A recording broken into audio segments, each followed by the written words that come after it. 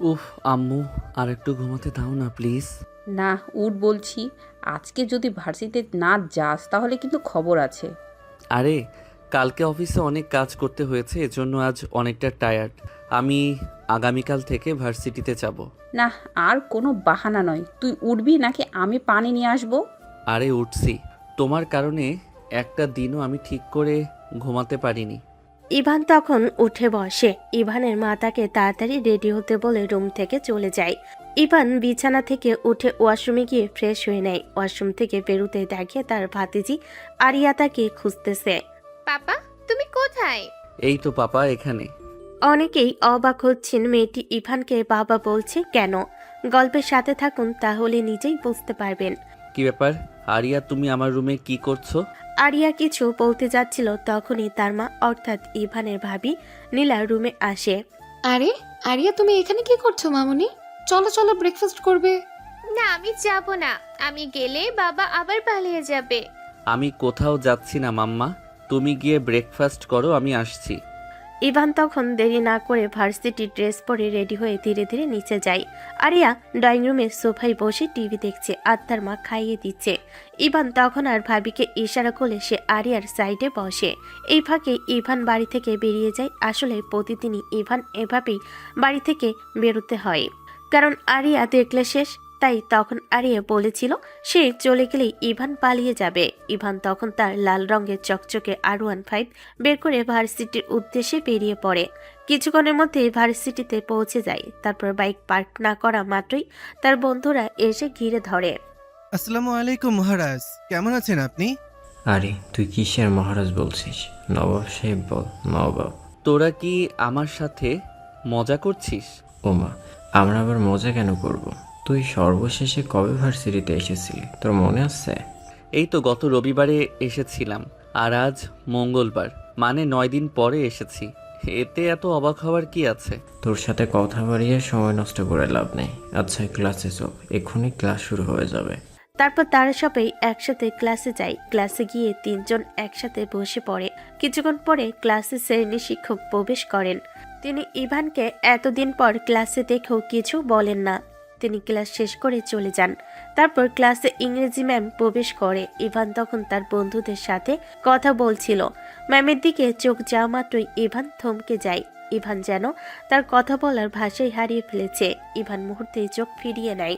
ম্যামের চোখ যখন ইভানের দিকে আসে তখন তিনি নিজেও থমকে যান, কিন্তু পরক্ষণে নিজেকে সামলে নেন। ইভানের বন্ধু অনিক তখন ইভানকে বলে, কিরে, ম্যামের দিকে এভাবে তাকিয়েছিলি? মনে হচ্ছে ক্রাশ খেয়েছিস। ও নিধি। ইভানের কথা শুনে অনিকের সাথে সাথে তামিমও চমকে যায়। তামিম বলে, কি বলছিস? ওনার নাম তো রাইসা, 5 দিন হলো ভার্সিটিতে এসেছে। হ্যাঁ, পুরো নাম হচ্ছে রাইসা বিনতে নিধি। এটাই কি সেই নিধি? হ্যাঁ, 3 বছর পর আবারও সামনাসামনি। ইভান তখন আর কিছু বলে না। তার বন্ধুরা চুপ হয়ে যায়। ইভানের বুকের ভেতরটা তখন তোলপাড় করছে। ক্লাসে পড়া বোঝানো শুরু করেছেন নিধি, কিন্তু ইভানের কানে কোনো কথা ঢুকছে না। তার চোখের সামনে বারবার ভেসে উঠছে 3 বছর আগে সেই স্মৃতিগুলো, যখন নিধি ছিল ওর জীবনের সবচেয়ে কাছের মানুষ, আর আছে একই মানুষের সামনে ছাত্র হিসাবে বসে আছে। নিধি যখন ব্ল্যাকবোর্ডে লিখছিল তখন তার হাতটা হালকা কাঁপছিল। সে বুঝতে পারছে ইভানের তীক্ষ্ণ দৃষ্টি তাকে অনুসরণ করছে। তবুও নিজেকে শক্ত করে ক্লাসের দিকে ফিরে সে গাম্ভীর্যের সাথে বলল, যারা বিগত কয়েকদিন ক্লাসে ছিলেন না তাদের জন্য বলছি, আমার ক্লাসে উপস্থিতির ব্যাপারে আমি খুব কড়া। আশা করি নেক্সট টাইম থেকে কাউকে যেন অনিয়মিত না দেখি। কথাটা বলার সময় নিধি সরাসরি ইভানের চোখের দিকে তাকালো। ইভান মুচকি হাসলো, তবে সেই হাসিতে আনন্দ নয়, বরং একরাশ তাচ্ছিল্য মিশেছিল।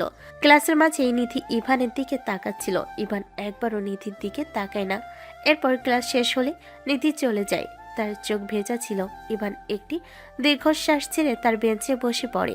তার বন্ধুরা কিছু বলতে যাচ্ছিল, তখনই ইভান তাদেরকে থামিয়ে দিয়ে বলে, চুপ, একদম চুপ। আমি এই বিষয়ে আর কোনো কথা শুনতে চাই না। ও হয়তো কোনো এক সময় আমার অনেক কিছু ছিল, কিন্তু বর্তমানে কিছুই না। তামিম আর অনেক চুপ হয়ে যায়। অন্যদিকে নিধি ইভানকে দেখার পর থেকে আর কোনো কাজে মনোযোগ দিতে পারছে না। কোনো ক্লাসও ঠিক মতো নিতে পারছে না। তো এভাবেই সবগুলো ক্লাস হয়ে যায়। ভার্সিটির ছুটির পর ইভান যখন ক্লাসরুম থেকে বেরোচ্ছিল তখন নিধি তাকে পেছন থেকে ডাক দেয়। ইভান পেছন ফিরে নিধির সামনে গিয়ে দাঁড়ায়। তারপর নিধির চোখে চোখ রেখে বলে, জি ম্যাম, বলুন। ইভানের মুখে ম্যাম ডাকটা শুনে নিধির বুকের ভেতর যেন ঝড় বয়ে যাচ্ছে। এত তাড়াতাড়ি সম্পর্কটা বদলে গেল? ম্যাম, আপনি কোন সম্পর্কের কথা বলছেন? আমি তো কিছুই বুঝতে পারছি না। তুমি কি আমাকে মন থেকে ম্যাম বলছো? ম্যাম, এগুলো কি বলছেন বুঝলাম না। আপনি আমার শিক্ষক, সেই হিসেবে আপনাকে আমি ম্যাম বলে ডাকবো, এটাই স্বাভাবিক। হ্যাঁ ঠিকই তো। আচ্ছা যাও। ইভান চলে যায়। নিধি সেখানেই দাঁড়িয়ে থাকে। নিধি তখন মনে মনে বলে, আজ কেন জানি তোমার মুখে খুব নিধি ডাক্তার শুনতে ইচ্ছে করছে। ইভান গিয়ে তার বাইক স্টার্ট দিয়ে ভার্সিটি গেট দিয়ে বেরিয়ে যায়। নিধি ইভানের যাওয়ার দিকে তাকিয়ে আছে। তার চোখ ভিজে আসছিল। নিধি তখন তার চোখ মুছে নিয়ে সেখান থেকে চলে যায়। ইভান বাড়িতে যাওয়ার সময় রাস্তা থেকে কিছু চকলেট কিনে নেয়। তারপর বাড়িতে পৌঁছে ভিতরে গিয়ে দেখে আরিয়া ড্রয়িং রুমে বসে বসে টিভিতে কার্টুন দেখছে। ইভান তখন ধীরে ধীরে আরিয়ার পাশে গিয়ে বসে। আরিয়া ইভানকে দেখে চোখ ফিরিয়ে নেয়। আমার মাম্মাটা বুঝি রাগ করেছে? তুমি খুব পচা, তোমার সাথে আমার কোনো কথা নেই। তুমি প্রতিদিন আমাকে ছেড়ে পালিয়ে যাও। সরি মাম্মা, আর হবে না। এই দেখো তোমার জন্য কি নিয়ে এসেছি।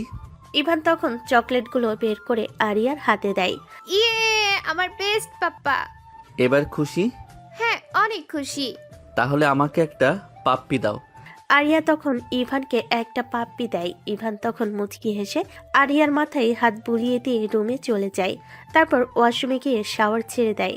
আজ যেন ইভানের সেই 3 বছর আগের অতীত আবারও তার জীবনে ফিরে এসেছে। ইভান একটা দীর্ঘশ্বাস ছেড়ে বলে, আমি কেন ওকে নিয়ে ভাবছি? ও তো আমার কেউ হয় না। আমি কেন ওকে ভুলতে পারছি না? এটাই হয়তো সত্যিকারের ভালোবাসা। আমি তো ওকে মন থেকে ভালোবেসেছিলাম, কিন্তু ও আমাকে মন থেকে ভালোবাসেনি। যদি বাসতো তাহলে আমাকে কখনো অবিশ্বাস করতে পারতো না। ইভান শাওয়ার শেষ করে ওয়াশরুম থেকে বেরোয়। তারপর ড্রেস চেঞ্জ করে নিয়ে যায়। ইভান সন্ধ্যাটা আরিয়ার সাথে দুষ্টামি করে কাটিয়ে দেয়। তারপর রাতে ডিনারের সময় পুরো ফ্যামিলি একসাথে ডাইনিং টেবিলে বসে। ইভানের বড় ভাই আবিদ তাকে বলে, ইভান, কালকে তোর একটু অফিসে যেতে হবে, কয়েকজন বিদেশি ক্লায়েন্ট আসবে। তোদের বাপ ছেলেকে সাহায্য করতে গিয়ে ওর পড়াশোনা সব মাথায় উঠে যাচ্ছে, সেই খেয়াল কি আছে? আরে আম্মু, ইভান তো পরীক্ষার আগের দিন পড়ে A+ পেয়ে যায়। ওর পড়াশোনা নিয়ে কি চিন্তা করার প্রয়োজন আছে? কেন? তোরা বাপ ছেলে মিলে ব্যবসাটা সামলাতে পারছিস না? তোদের মাঝখানে সবসময় ইভানকে টানিস কেন? আরে চুপ করো তো, সেই কতক্ষণ থেকে বাপ ছেলে লাগিয়ে রেখেছ। তুমি তো জানোই ইভান বিদেশি ক্লায়েন্টদেরকে আমাদের থেকেও ভালোভাবে সামলাতে পারে, তাই তো মাঝে মাঝে একটু অফিসে আসতে বলি। নিজেরা কি কিছু করতে পারবো না? ও যদি এখন বিদেশ থাকতো তাহলে তো তোমাদের দুজনকেই সবটা দেখা লাগতো। বাবা মা, আপনারা শান্ত হন। এখন আর কোনো কথা বলার প্রয়োজন নেই। খাওয়ার সময় এগুলো মানায় না। সবাই তখন খাওয়াই মনোযোগ দেয়। ডিনার শেষে যে যার রুমে চলে যায়। রাতে ঘুমানোর সময় ইভান বিছানায় শোয়ার পরই নিধির স্মৃতিগুলো ভেসে ওঠে। ইভান সেগুলো মাথা থেকে সরিয়ে ঝেড়ে ফেলে দেয়। তারপর ঘুমিয়ে পড়ে। চলুন এ ফাঁকে আপনাদেরকে একটু সেই অতীত থেকে ঘুরিয়ে আনা যাক ফ্ল্যাশব্যাক। 3 বছর আগে ইভান তখন কানাডার ইউনিভার্সিটি অফ আলবার্টার একজন প্রথম বর্ষের স্টুডেন্ট, আর নিধি ছিল 3য় বর্ষের ছাত্রী। তাদের প্রথম দেখা হয়েছিল আরও 1 বছর আগে। ইভান যখন বাংলাদেশ থেকে প্রথমবার তখন সবেমাত্র কানাডায় এসেছে, তেমন কিছুই চেনে না। ইভানের সাথেই একসাথে নিধি এসেছিল। নিধি এমনিতেই ছুটি কাটাতে দেশে গিয়েছিল। প্লেনে তাদের সিট পাশাপাশি পড়ে। তারপর পরিচিত হয়। এরপর তারা জানতে পারে দুজনেই একই বিশ্ববিদ্যালয়ে আছে। তারপর সেই থেকে পরিচয় ধীরে ধীরে তা ভালোবাসি পরিণত হয়। ভালোবাসার দিনগুলো বেশি দিন যায় না। এরপর কি হয় তা এখন আর আমি বলতে পারবো না, কারণ এখন গল্পের সকাল হয়ে গিয়েছে। বাকিটা জানতে গল্পের সাথে থাকুন। তাহলে চলুন গল্পে ফেরা যাক। সকালে ঘুম থেকে উঠে ইভান অফিসের জন্য রেডি হয়ে নিচে ব্রেকফাস্ট করতে যায়। অফিসের স্যুটে ইভানকে সবসময় নায়কের মতো লাগে। এবারও কিছু ব্যতিক্রম হয়নি। ইভানকে ডাইনিং টেবিলে বসলে আরিয়া এসে ইভানের কোলে বসে পড়ে। পাপা, আজকে কিন্তু আমাকে তোমার সাথে নিয়ে যেতে হবে, না হলে কিন্তু তোমার সাথে আরই। আচ্ছা মাম্মা, নিয়ে যাব, কিন্তু গিয়ে কিন্তু কোনো দুষ্টুমি করতে পারবে না। ঠিক আছে পাপা। হাই রে কপাল, আমার মেয়ে আমাকেও এতবার বাবা বলে না, আমার ছোট ভাইকে যতবার বলে। কেন ভাইয়া, তোমার কি হিংসা হচ্ছে? হিংসা করে আর কি লাভ? আরিয়া শুধু এখন একটা মাম্মা বাবা বাকি আছে। ইভান, তাই বলছি আরিয়ার জন্য একটা মাম্মা নিয়ে আসো। নীলার কথা শুনে ইভান কিছুটা লজ্জা পায়। তারপর ব্রেকফাস্ট করে নেয়। আবির আর বাবা এতক্ষণে চলে গিয়েছে। ইভান আরিয়াকে নিয়ে তার গাড়ি করে অফিসে চলে যায়। অন্যদিকে আজ ভার্সিটিতে ক্লাসে নিধি ইভানকে দেখতে না পেয়ে মন খারাপ করে ফেলে। তারপর ভার্সিটির ছুটির পর নিধি তামিম আর অনিককে ডাক দেয়। এই তামিম, অনেক শোনো। জি ম্যাম, বলুন। ইভান কোথায়? ও আজকে আসলো না কেন? ম্যাডাম, ইভান তো এরকমই। ওর অনেক সময় ওদের অফিসে যেতে হয়, তাই সেদিন আর ভার্সিটিতে আসে না। আপনি এসেছেন 6 দিন হলো, কিন্তু ইভানকে মাত্র একদিন দেখলেন, তাহলে নিজেই ভেবে দেখুন। ও এরকম করলে তো ওর পড়াশোনার অনেক ক্ষতি হবে। সেটা সবাই বলে, কিন্তু ইভান প্রতিবার সকলকে ভুল প্রমাণিত করে, কারণ ওর রেজাল্টই ওই রকম থাকে। আচ্ছা ঠিক আছে, তোমরা যাও তাহলে। তামিম আর অনিক চলে যায়। নিধিও সেখানে আর না দাঁড়িয়ে থেকে একটা দীর্ঘশ্বাস ছেড়ে চলে যায়। অন্যদিকে ইভান অফিসের কনফারেন্স রুমে বিদেশি ক্লায়েন্টদের সাথে মিটিংয়ে ব্যস্ত। তার ব্যক্তিত্ব এবং কথা বলার ধরন দেখে বোঝার উপায় নেই সে একজন স্টুডেন্ট। মিটিং শেষে ক্লায়েন্টরা বেশ খুশি মনে ফিরে গেল। আরিয়া ইভানের কেবিনে বসে ড্রয়িং করছিল। ইভানের রুমে ঢুকতে আরিয়া দৌড়ে এসে জড়িয়ে ধরল। পাপা, তোমার কাজ শেষ, এবার চলো আমরা আইসক্রিম খাবো।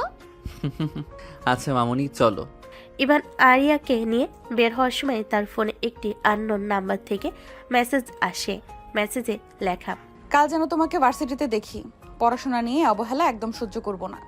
ইভান মেসেজটা দেখতেই বুঝতে পারে এটা নিধি। সে এক মুহূর্তের জন্য থমকে দাঁড়ালো। তারপর ফোনটা পকেটে রেখে দিয়ে আরিয়াকে নিয়ে গাড়িতে উঠে পড়ল। তার মনে হলো নিধি কি এখনো তাকে শাসন করার অধিকার রাখে। পরের দিন ভার্সিটিতে ইভান আজ ঠিক সময়ে ভার্সিটিতে এসেছে।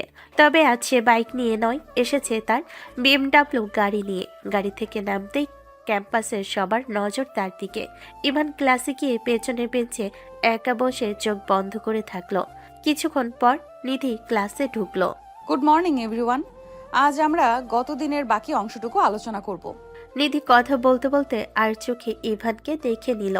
ইভানকে ক্লাসে দেখে তার মনটা একটু শান্ত হলো, কিন্তু ইভান তার দিকে একবারও তাকাচ্ছে না। নিধি পড়া বোঝাতে শুরু করলো, কিন্তু মাঝপথে সে ইভানকে প্রশ্ন করলো। Ivan, stand up. আমি গত 10 মিনিটে যা বললাম তার সারমর্ম একটু বলবে? ক্লাসের সবাই ইভানের দিকে তাকালো। অনিক আর তামিম ভাবলো ইভান বোধহয় ফেঁসে গেল। ইভান ধীর স্থিরভাবে উঠে দাঁড়ালো এবং নিধি যা যা বলেছে হুবহু ইংরেজিতে গড়গড় করে বলে দিল। নিধি অবাক হয়ে তাকিয়ে রইল। তবে ক্লাসে মন থাকা প্রয়োজন, শুধু কানে শুনলেই হয় না। Sit down. ম্যাম, আমি আপনার কথা এবং ক্লাসের পড়াশোনা দুটোই মন দিয়ে শুনছি।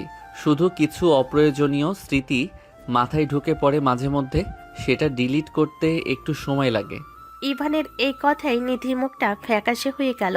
ক্লাসের বাকিরা কথাটির গভীরতা না বুঝলেও নিধি ঠিকই বুঝেছে। ক্লাস শেষ করে নিধি দ্রুত বের হয়ে কমন রুমের দিকে চলে গেল। তার চোখ ঝাপসা হয়ে আসছে।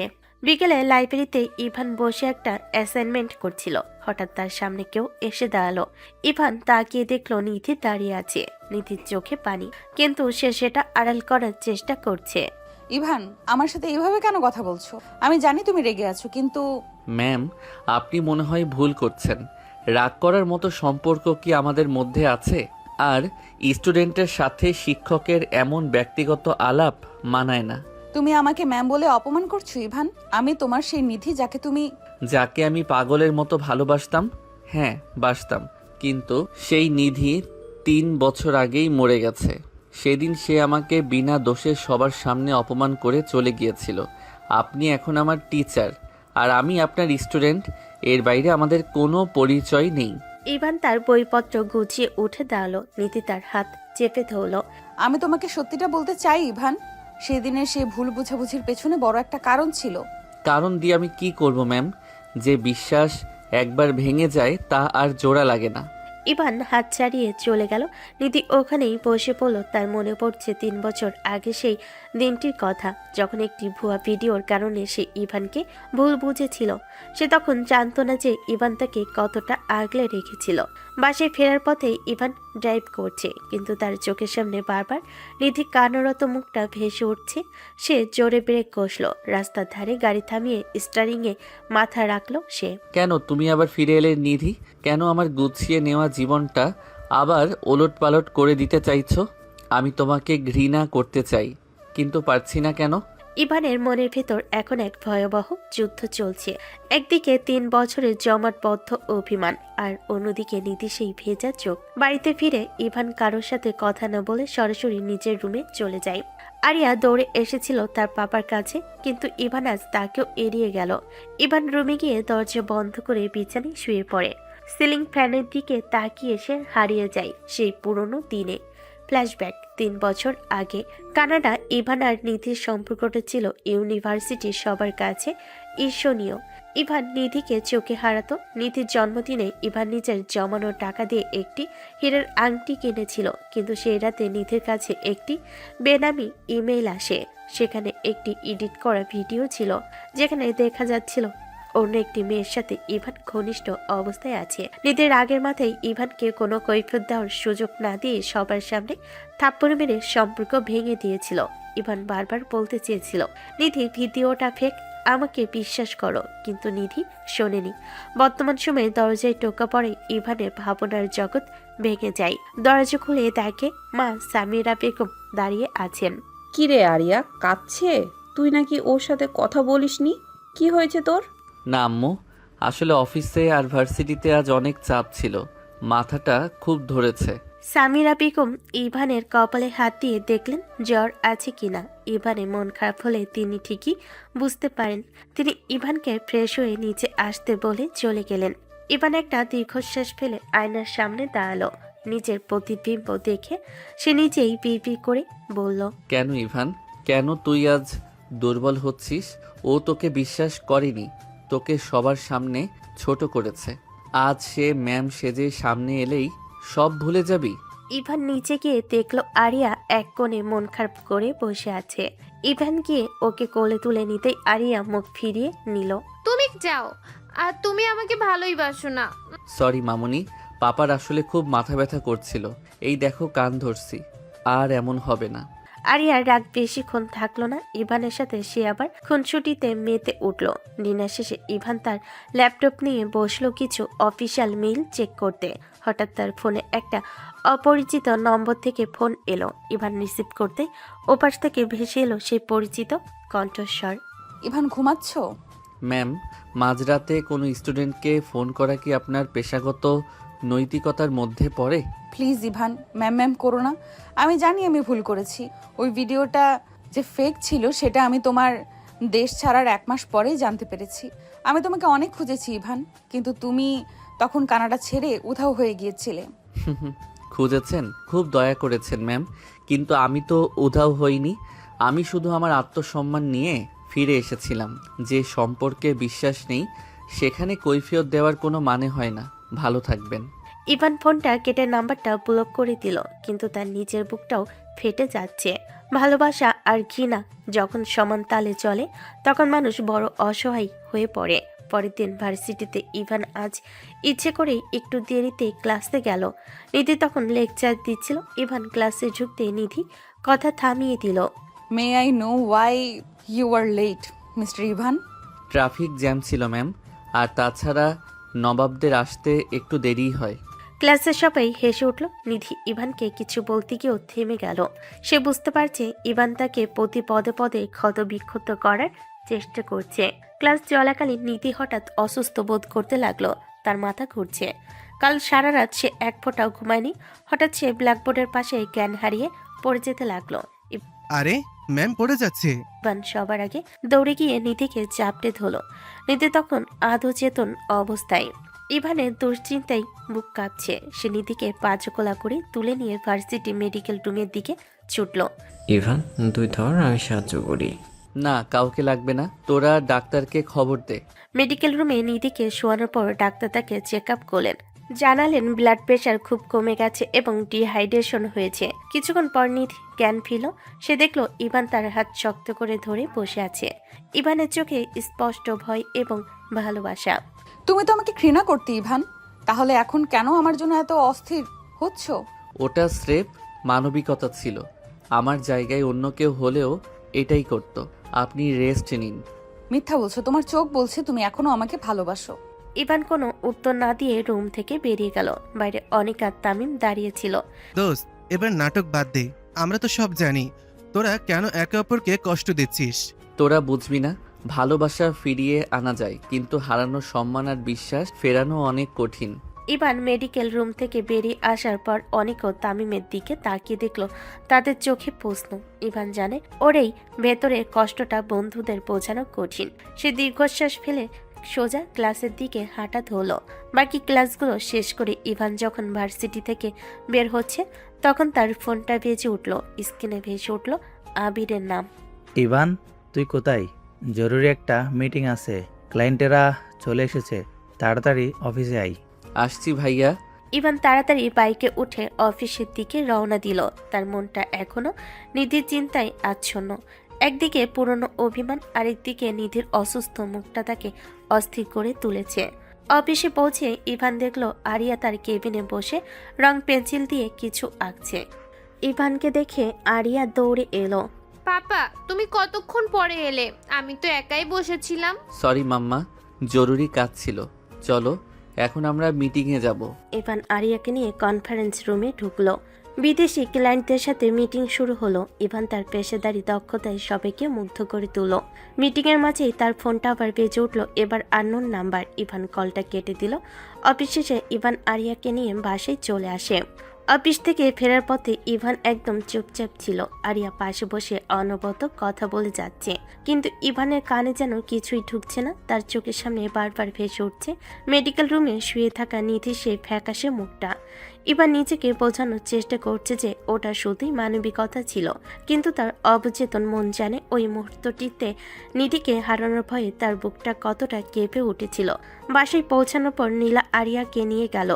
ইভান সোজা নিজের রুমে গিয়ে বেলকনিতে গিয়ে দাঁড়ালো। রাতের আকাশটা আজ বড্ড মেঘলা, ঠিক তার মনের অবস্থার মতো। হঠাৎ নিধির কথাগুলো তার কানে বাজতে লাগলো। তোমার চোখ বলছে তুমি এখনো আমাকে ভালোবাসো। ইভান রাগে নিজের হাত দিয়ে দেওয়ালে একটা ঘুষি মারল। না, আমি ওকে ভালোবাসি না। যেই মেয়ে একবার আমাকে অবিশ্বাস করতে পেরেছে সে আর কখনো আমার জীবনে জায়গা পাওয়ার যোগ্য নয়। পরের দিন সকালে ইভানের ভার্সিটিতে যেতে ইচ্ছে করছিল না, কিন্তু সামিরা বেগমের কড়া শাসনে তাকে যেতে হলো।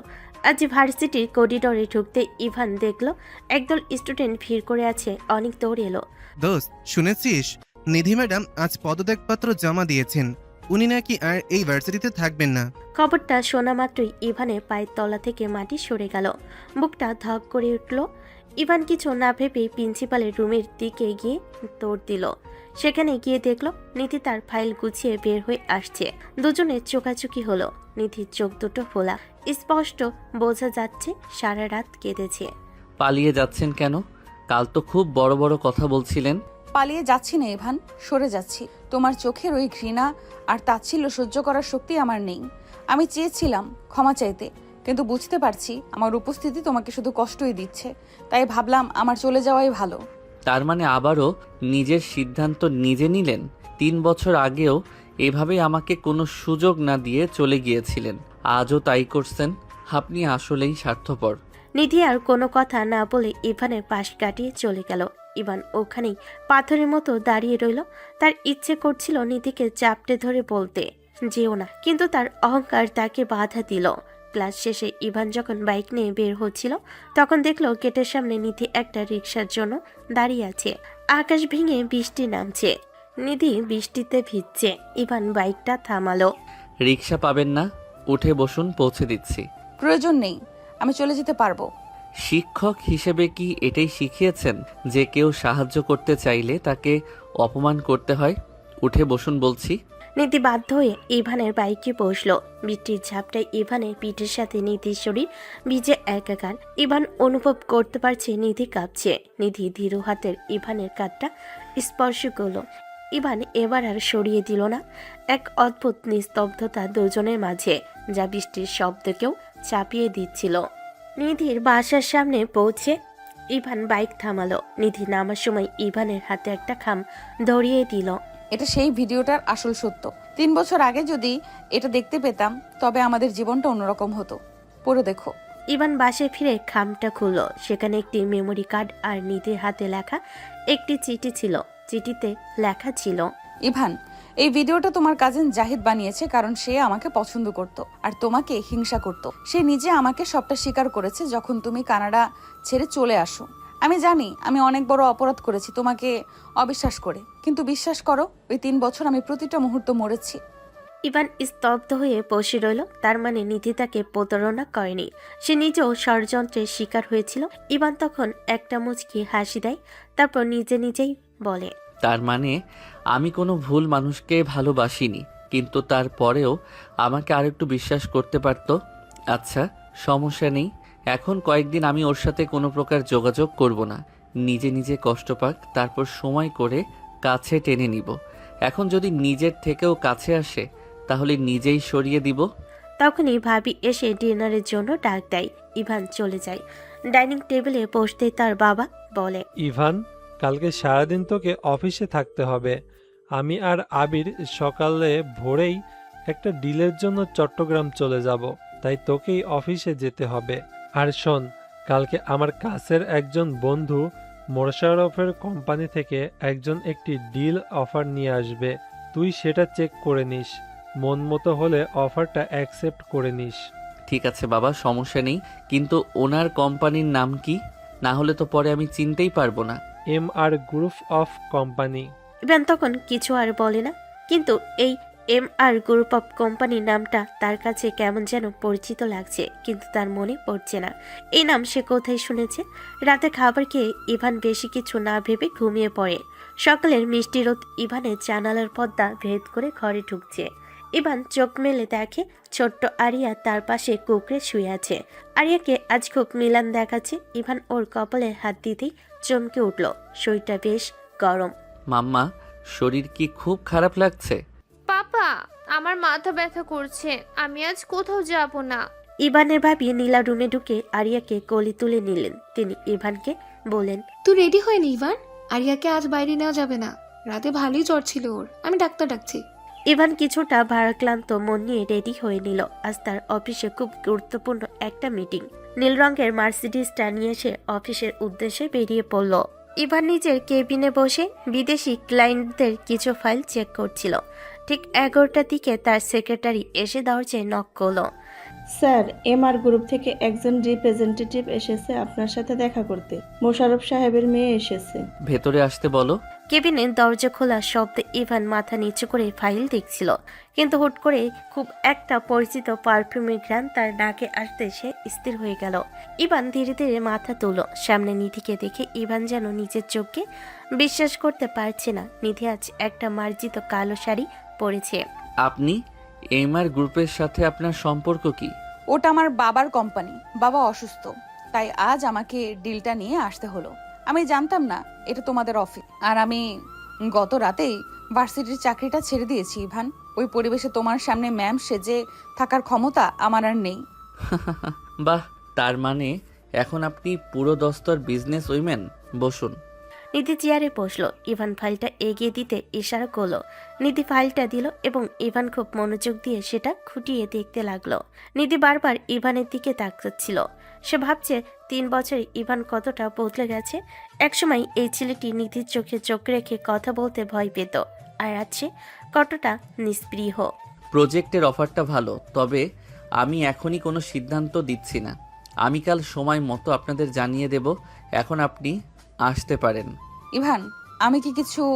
ম্যাম, অফিসে ব্যক্তিগত কোনো আলাপের সুযোগ নেই, ধন্যবাদ। অফিস শেষ করে ফেরার পথে ইভানের মনটা খুব অস্থির লাগছিল। সে রাস্তার ধারে এক শান্ত কফি শপে গাড়ি থামালো। ভেতর ঢুকে এক কোণার টেবিলে বসে একটা ব্ল্যাক কফি অর্ডার দিল। ইভান একা বসে নিজের চিন্তায় ডুবেছিল। এমন সময় অনুভব করলো কেউ একজন তার সামনে চেয়ারটা টেনে বসলো। ইভান তাকিয়ে দেখলো নিধি। একা কফি খেতে দেখে ভাবলাম আমি তোমার সঙ্গী হই, বসতে পারি?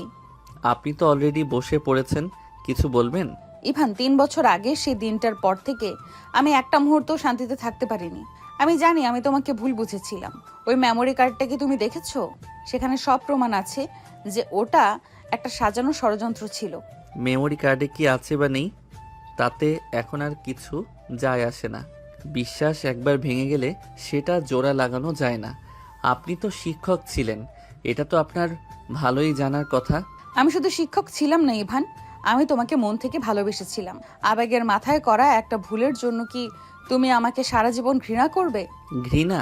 ঘৃণা করতেও তো একটা সম্পর্ক লাগে। আমার মনে এখন আপনার জন্য কোনো অনুভূতি অবশিষ্ট নেই। আপনি আপনার জীবনে এগিয়ে গেছেন, আমিও আমার জীবনে, এটাই বাস্তব। তুমি কি সত্যি আমাকে ভুলে গেছো? তোমার চোখ তো অন্য কথা বলছে। মানুষের চোখ অনেক সময় ধোঁকা দেয়। আমার অনেক তাড়া আছে, আজ আসি, কাল ডিলের বিষয়ে মেইল পেয়ে যাবেন। ইভান বিল পে করে দৌড়তো ক্যাফে থেকে বেরিয়ে গেল। নিধি ওখানেই পাথর হয়ে বসে রইল। তার মনে হচ্ছে ইভান তাকে ক্ষমা করবে না। অন্যদিকে গাড়িতে বসে ইভান একটা দীর্ঘশ্বাস ফেলল। তার হৃৎপিণ্ড এখনো জোরে জোরে স্পন্দিত হচ্ছে। নিধিকে সামনে দেখলে সে নিজেকে নিয়ন্ত্রণ করতে পারে না। রাত 10টা। বাড়িতে ফিরে ইভান দেখলো আরিয়ার জ্বর অনেকটা কমেছে। সে ইভানকে দেখি জড়িয়ে ধরল। ইভান আরিয়াকে নিয়ে সময় কাটাচ্ছিল, কিন্তু তার মাথায় বারবার নিধি সেই কান্নামাখা মুখটাই ঘুরছিল। ইভান মনে মনে ভাবলো, নিধি, তুমি আমার বিশ্বাস ভেঙেছিলে, আজ আমি তোমাকে সেই একই যন্ত্রণায় পোড়াবো। তুমি ভাবছো আমি বদলে গেছি? হ্যাঁ, আমি বদলে গেছি তোমারই কারণে। ইভান কি সত্যি নিধিকে ক্ষমা করতে পারবে না, নাকি এই কঠোরতার আড়ালে এখনো লুকিয়ে আছে গভীর ভালোবাসা? সকালে স্নিগ্ধ রোদে ইভান নিজের অফিসের ডেস্কে বসেছিল। সামনে কফির মগ, কিন্তু কফিটা অনেক আগে ঠান্ডা হয়ে গেছে। তার মাথায় কেবল কালকের কফি শপের দৃশ্যটা ঘুরপাক খাচ্ছে। নিধি সেই অশ্রু সজল চোখ আর হারানো অধিকার ফিরে পাওয়ার আকুতি ইভানকে অদ্ভুত এক দোলাচলে ফেলে দিয়েছে। একদিকে 3 বছরের তীব্র অপমানের ক্ষত, আর অন্যদিকে সেই চিরচেনা মানুষটার প্রতি এক অদম্য টান। না ইভান, এত সহজে দুর্বল হওয়া যাবে না। ও তোকে বিশ্বাস করেনি, তোকে সবার সামনে ছোট করেছে। আজ ও কাঁদছে বলে সব ভুলে যাবি? এতটা সস্তা হতে পারিস না তুই। ঠিক 11টা বাজার 5 মিনিট আগে নিধি ইভানের অফিসের কনফারেন্স রুমে প্রবেশ করলো। আজ নিধিকে দেখে খুব পরিপাটি মনে হচ্ছে। সে সব দ্বিধা ঝেড়ে ফেলে নিজেকে পেশাদার হিসাবে তুলে ধরার চেষ্টা করছে। ইভান গম্ভীর মুখে রুমে ঢুকলো, সাথে তার সেক্রেটারি। গুড মর্নিং, ফাইলটা রেডি? হ্যাঁ, সব কারেকশন করা হয়েছে। আপনি চাইলে শেষবারের মতন চেক করে দেখতে পারেন। ইভান ফাইলটা নিয়ে পাতা উল্টাতে লাগলো। কনফারেন্স রুমে নীরবতা যেন দুজনের হৃদস্পন্দনের শব্দকেও ছাপিয়ে যাচ্ছিল। হঠাৎ ইভান ফাইলের উপর কলমটা রেখে নিধির দিকে সরাসরি তাকালো। ডিলটা আমি সই করছি, তবে আমার একটা শর্ত আছে। ব্যবসায়িক শর্ত? হ্যাঁ, আগামী 1 মাস এই প্রজেক্টের কাজ চলাকালীন আপনাকে প্রতিদিন আমাদের অফিসে রিপোর্ট করতে হবে। আপনার টিমের অন্য কেউ হলে চলবে না। কিন্তু ইভান, আমি তো ভার্সিটির চাকরিটা ছেড়ে দিয়েছি মূলত এসব মানসিক চাপ থেকে দূরে থাকার জন্য। ডিল চাইলে কন্ডিশন মানতে হবে। রাজি থাকলে সই করুন, নয়তো ফাইলটা নিয়ে যেতে পারেন। আমি জোর করছি না। নিধি বুঝতে পারলো ইভান ইচ্ছে করে তাকে নিজের চোখের সামনে আটকে রাখতে চাইছে। হয়তো এটা ইভানের কোনো নতুন ধরনের প্রতিশোধ। নিধি দীর্ঘশ্বাস ফেলে রাজি হয়ে গেল। ইভান ফাইলে সই করে দিয়ে রুম থেকে গট গট করে বেরিয়ে গেল। অফিস শেষ করে নিধি যখন নিচে নামলো, দেখলো ঝমঝম করে বৃষ্টি পড়ছে। তার ড্রাইভার গাড়ি নিয়ে আসতে দেরি করছে। নিধি ছাতা ছাড়াই গেটের সামনে দাঁড়িয়ে বৃষ্টির ছাট থেকে নিজেকে বাঁচানোর চেষ্টা করছিল। ঠিক তখনই ইভান তার কালো মার্সিডিজ নিয়ে গেটের সামনে এসে থামলো। দাঁড়িয়ে ভিজে অসুস্থ হওয়ার কোনো মানে হয় না, উঠে বসুন। না ইভান, আমার গাড়ি চলে আসবে। আমি কি রিকোয়েস্ট করেছি? আমি অর্ডার দিয়েছি, আর আমি আমার অফিসের কনসালটেন্টকে অসুস্থ হতে দিতে পারি না। উঠুন। নিধি অনিচ্ছা সত্ত্বেও গাড়িতে উঠল। গাড়ির এসির ঠান্ডায় সে কিছুটা কাঁপছিল। হঠাৎ ইভান গাড়ির এসি কমিয়ে নিজের কোটটা নিধির দিকে বাড়িয়ে দিল। লাগবে না ইভান। চুপচাপ গায়ে দিন। শিক্ষকতা ছেড়ে দিলেও জেদটা এখনো ছাড়েননি।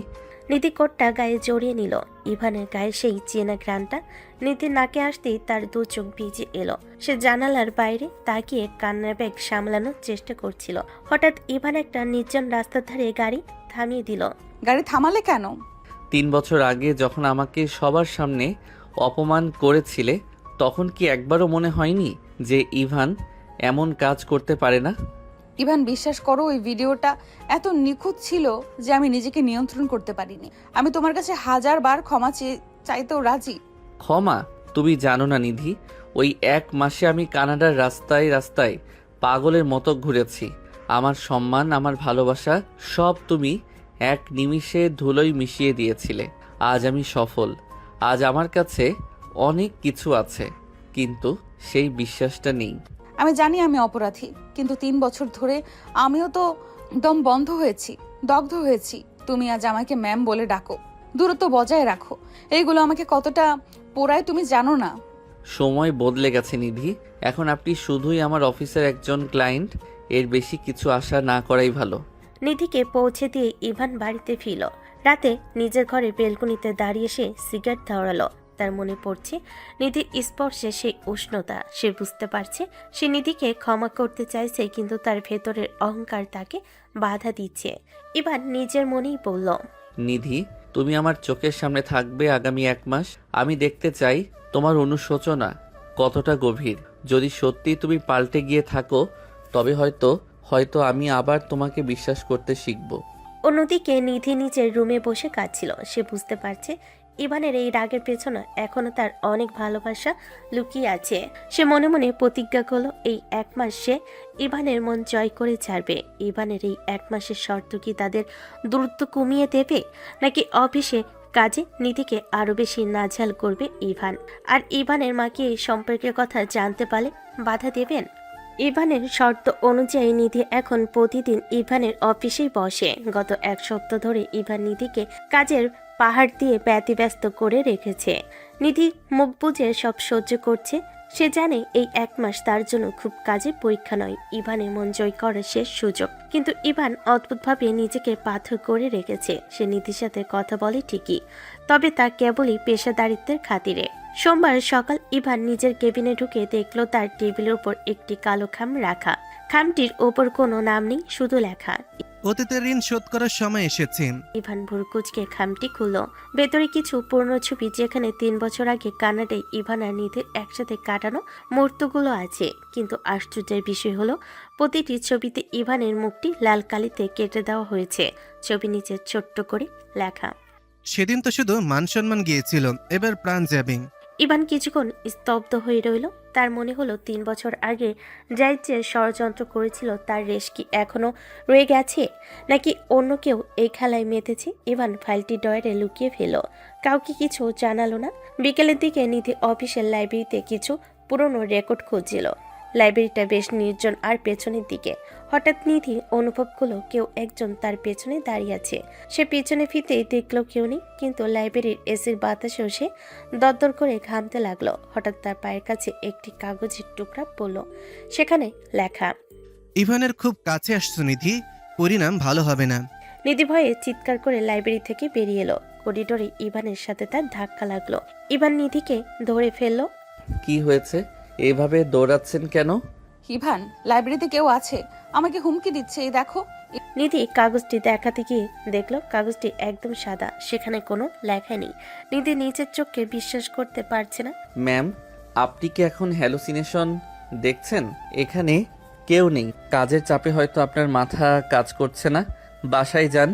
নিধি কিছু বলতে চাইল, কিন্তু ইভানের তাচ্ছিল্য ভরা চাহনি দেখে সে চুপ হয়ে গেল। তবে নিধি নিশ্চিত কেউ একজন ছায়ের মতো তাদের অনুসরণ করছে। রাত 2টো। ইভান নিজের ঘরে ঘুমানোর চেষ্টা করছিল। তখনই তার ফোনে একটি আননোন নাম্বার থেকে কল এলো। ইভান রিসিভ করতেই ওপাশ থেকে একটি যান্ত্রিক কণ্ঠস্বর শোনা গেল। কণ্ঠটা ইভানের কাছে অনেকটা চেনা চেনা লাগছে, কিন্তু সে বুঝতে পারছে না কে এটা। ইভান সাহেব, আরিয়াকে আজ খুব সুন্দর লাগছিল, বিশেষ করে ওর গলার ওই লাল লকেটটা খুব সহজে ছিঁড়ে ফেলা যায়, তাই না? ইভানের রক্ত হিম হয়ে গেল। আরিয়া আজ সত্যি একটি লাল লকেট পরেছিল। তার মানে এই লোকটা ইভানের বাড়ির ভেতর পর্যন্ত নজর রাখছে। কে আপনি? আমার পরিবারের ক্ষতি করার চেষ্টা করলে আমি আপনাকে ছাড়বো না। 3 বছর আগে নিধিকে যে ভিডিওটা পাঠিয়েছিলাম সেটা তো সির্ফ ট্রেলার ছিল ইভান, আসল সিনেমা তো এখন শুরু হবে। নিধিকে তোমার থেকে দূরে রাখার জন্য আমি যে কোনো সীমা অতিক্রম করতে পারি, কাল সকালে তোমার অফিসের গ্যারেজে একটা সারপ্রাইজ আছে। লাইনটি কেটে গেল। ইভান আর এক মুহূর্ত অপেক্ষা করলো না। সে সোজা আরিয়ার ঘরে গিয়ে দেখলো আরিয়া শান্তিতে ঘুমাচ্ছে। সে সারা রাত জেগে রইল বাড়ির সিকিউরিটি চেক করতে। পরের দিন সকালে ইভান খুব দ্রুত অফিসে পৌঁছালো। সে সোজা আন্ডারগ্রাউন্ড গ্যারেজে গেল। গ্যারেজের একদম কোণে নিধির গাড়িটি পার্ক করা। ইভান দেখলো নিধির গাড়ির উইন্ড স্ক্রিনে বড় বড় করে রক্তের মতো লাল রং দিয়ে লেখা, মৃত্যুর পরপারে নিধি শুধুই আমার। ইভান রাগে হিতাহিত জ্ঞান হারিয়ে ফেল। ঠিক তখনই নিধি গাড়ি থেকে নামলো। লেখাটা দেখে নিধি সেখানেই জ্ঞান হারিয়ে পড়ে যেতে লাগলো। ইভান তাকে ধরে ফেল। ইভান তার সেক্রেটারিকে বলে, সিকিউরিটি ডাকুন, গ্যারেজের সিসিটিভি ফুটেজ এখনই চেক করুন। ইভান আর নিধি সিকিউরিটি রুমে বসে সিসিটিভি ফুটেজ দেখছে। ফুটেজ দেখা গেল রাত 3টার দিকে একজন হুডি পরা মানুষ নিধির গাড়ির কাছে এসেছে। মানুষটির হাঁটার ধরন ইভানের খুব চেনা। যখন মানুষটি একবার ক্যামেরার দিকে তাকালো, ইভান আর নিধি দুজনেই চিৎকার করে উঠল। সেই মানুষটি আর কেউ নয়, জাহিদ। কিন্তু জাহিদ তো 2 বছর আগে কানাডার একটি সড়ক দুর্ঘটনায় মারা গেছে। তার মৃত্যু সনদ ইভানের কাছে আছে। ইভান, জাহিদ তো মারা গেছে, তাহলে ও এখানে কিভাবে? ও কি ভূত? মৃত মানুষ ফিরে আসে না নিধি। তার মানে জাহিদের মৃত্যুর খবরটি সাজানো ছিল। ও 3 বছর ধরে ওত পেতে ছিল এই সুযোগের জন্য। ও চায় না আমরা কখনো এক হই। হঠাৎ ইভানের ফোনে একটি মেসেজ এলো, একটি ছবি, নিধির বাসার বাইরের দৃশ্য। ছবির নিচে লেখা, খুব শীঘ্রই তোমার সিনিয়র রাগী ম্যাডাম আমার চিরস্থায়ী বউ হবে, তবে এই পৃথিবীতে নয়, কবরে। ইভান নিধির হাত শক্ত করে ধরলো। আজ সব অভিমান ধুয়ে গিয়ে কেবলই প্রিয়জনকে বাঁচানোর লড়াই শুরু হলো। ইভান নিধির চোখের দিকে তাকিয়ে বলল, 3 বছর আগে আমি তোমাকে রক্ষা করতে পারিনি, কারণ তুমি আমাকে সুযোগ দাওনি। কিন্তু আজ আমি তোমাকে আমার চোখের আড়াল হতে দেব না। আমাদের লড়াই এখন জাহিদের বিরুদ্ধে। জাহিদ কি আসলে বেঁচে আছে, নাকি এর পেছনে লুকিয়ে আছে অন্য কোনো ভয়ঙ্কর পরিচয়? আর নিধি কি পারবে এই বিপদে ইভানের শক্তি হয়ে দাঁড়াতে? সিসিটিভি ফুটেজে জাহিদকে দেখার পর থেকে নিধির সরাসরি কাঁপছে। যে মানুষটা তাদের জীবন বিষিয়ে দিয়েছিল, যে মানুষটার মৃত্যুর খবর শুনে তারা স্বস্তির নিঃশ্বাস ফেলেছিল, সেই জাহিদ আবার ফিরে এসেছে। নিধিকে সামলানো কঠিন হয়ে পড়েছে। এবার নিধিকে শক্ত করে ধরে তার কেবিনে নিয়ে এলো। নিধি, নিজেকে শান্ত করো। জাহিদ ফিরে এসেছে মানে ও একা নয়। ওর পেছনে নিশ্চয়ই কোনো বড় শক্তি আছে। তবে আমি তোমাকে কথা দিচ্ছি, 3 বছর আগের সেই ভুল আর হবে না। আমি তোমাকে এক মুহূর্তের জন্য অনিরাপদ হতে দেব না। ইভান, ও তো মৃত ছিল। কবরে থাকা মানুষ কিভাবে ফিরে আসে? ও আমাদের ছায়ার মতো অনুসরণ করছে। ও আমাদের মেরেই ফেলবে। ইভান বুঝতে পারলো জাহিদ নিধির উপর মানসিক চাপ সৃষ্টি করে তাকে দুর্বল করতে চাইছে। ইভান তৎক্ষণাৎ তার অফিসের হেড অফ সিকিউরিটিকে ডাকলো। নিধি, তুমি আজ থেকে তোমার নিজের বাড়িতেই থাকবে। তবে সেখানে একা নও। আমার পার্সোনাল সিকিউরিটি টিমের 8 জন গার্ড তোমার বাড়ির চারপাশে 24 ঘন্টা পাহারা দেবে। আর তোমার বেডরুম থেকে শুরু করে ড্রয়িং রুম পর্যন্ত সব জায়গায় আমি হিডেন সিসিটিভি আর অ্যালার্ম সিস্টেম সেট করে দিচ্ছি। তোমার ফোনে একটি প্যানিক বাটন থাকবে, যা চাপলে সরাসরি আমার কাছে সিগন্যাল আসবে। কিন্তু ইভান, জাহিদ যদি বাড়ির ভেতরে ঢুকে পড়ে? সেই সুযোগও পাবে না। আজ রাত থেকে আমি নিজে তোমার বাড়ির কাছাকাছি একটা গেস্ট হাউসে থাকবো। কোনো কিছু হলে আমি 5 মিনিটের মধ্যে তোমার কাছে পৌঁছে যাব। রাত তখন প্রায় 2টো। নিধির বাড়ির চারপাশে ইভানের ব্ল্যাক ড্রেস পরা সিকিউরিটি গার্ডরা টহল দিচ্ছে। ইভান কিছুক্ষণ আগে নিধিকে ঘুম পাড়িয়ে নিচে নেমে এসেছে। নিধি তার ঘরে একাকী শুয়ে আছে। জানালার বাইরে বাতাসের সনসন শব্দ ছাড়া আর কিছুই শোনা যাচ্ছে না। হঠাৎ নিধির ফোনটা ভাইব্রেট করে উঠল। একটি মেসেজ। সিকিউরিটি দিয়ে জাহিদকে আটকানো যায় না নিধি। দেখো তো তোমার ড্রেসিং টেবিলের ডয়ারে কি রাখা আছে। নিধি ভয়ে কুকড়ে গেল। সে কাঁপতে কাঁপতে ডয়ারটা খুলল। সেখানে একটি ছোট্ট বক্সের ভিতর একটি কাটা আঙ্গুল রাখা। আঙ্গুলটিতে একটি আংটি পরানো, যা 3 বছর আগে ইভান নিধিকে উপহার দিয়েছিল। নিধি চিৎকার করতে গিয়েও পারল না। ভয়ে তার মুখ দিয়ে শব্দ বের হচ্ছে না। ওদিকে বাড়ির বাইরে দাঁড়িয়ে ইভান সিকিউরিটি চেক করছিল। হঠাৎ তার ফোনে একটি আননোন নম্বর থেকে কল এলো। ইভান রিসিভ করতেই ওপাশ থেকে কোনো মানুষের কণ্ঠ নয়, বরং যান্ত্রিক একটি সুর ভেসে এলো। ইভান সাহেব, আপনি জাহিদকে খুঁজছেন তো? কিন্তু আপনি কি জানেন জাহিদ আসলে কার আদেশে কাজ করছে? 3 বছর আগে ভিডিওটা এডিট করার জন্য জাহিদকে টাকা কে দিয়েছিল? কে আপনি? সরাসরি সামনে এসে কথা বলুন। আপনার নিজের অফিসের সিসিটিভি ফুটেজ আবার ভালো করে দেখুন। জাহিদ যখন নিধির গাড়িতে লিখছিল তখন তার হাতে একটা ট্যাটু ছিল। ওই ট্যাটুটা কার চিহ্ন মনে আছে? SB। ইভানের পায়ের তলা থেকে মাটি সরে গেল। SB সামিরা বেগম, তার মা। ইভান ভাবতে পারছে না তার মা নিধিকে এতটা অপছন্দ করতে পারেন যে জাহিদের মতো অপরাধীকে ব্যবহার করবেন। কিন্তু ইভানের মা তো নিধিকে চিনতেনই না 3 বছর আগে। তবে কি এর পেছনে আরো বড় কোনো রহস্য আছে? ঠিক সেই মুহূর্তে নিধির আত্মচিৎকার শোনা গেল। ইভান দৌড়ে বাড়ির ভিতর ঢুকলো। সে দেখলো নিধি বেঞ্চেতে পড়ে আছে আর জানালার কাঁচ ভেঙে চোমড়া হয়ে গেছে। কিন্তু রহস্যজনক বিষয় হলো সিকিউরিটি গার্ডরা বাইরে দাঁড়িয়েছিল। কেউ কাউকে ভেতরে ঢুকতে দেখেনি। ইভান মেঝেতে পড়ে থাকা একটি চিরকুট করিয়ে নিল। সেখানে লেখা, ইভান, জাহিদ তো শুধু একটা ছায়া। আসল খেলা তো শুরু হবে তোমার নিজের ঘরে। কাল সকালে তোমার অফিসের ফাইল ক্যাবিনেটে একটা ডিভোর্স পেপার আর একটা বিয়ের ইনভিটেশন কার্ড পাবে। বিয়ের পাত্র এক অচেনা রাজত্বের রাজা, আর পাত্রী রাইসা বিনতে নিধি। ইতি তোমার শুভাকাঙ্ক্ষী। ইভান স্তব্ধ হয়ে দাঁড়িয়ে রইল। তার মনে হচ্ছে সে কোনো এক গোলকধাঁধায় আটকে গেছে। একদিকে তার মায়ের সংক্ষিপ্ত রূপ SB, অন্যদিকে জাহিদের এই অদ্ভুত সব কাণ্ড। জাহিদ কি আসলেই কোনো অদৃশ্য শক্তির ইশারায় কাজ করছে? ইভানের মা কি সত্যিই ষড়যন্ত্রের অংশ, নাকি জাহিদ অন্য কাউকে ফাঁসানোর জন্য SB নামটি ব্যবহার করেছে? আর নিধির বাড়ির ভেতরে সেই কাটা আঙ্গুল কার?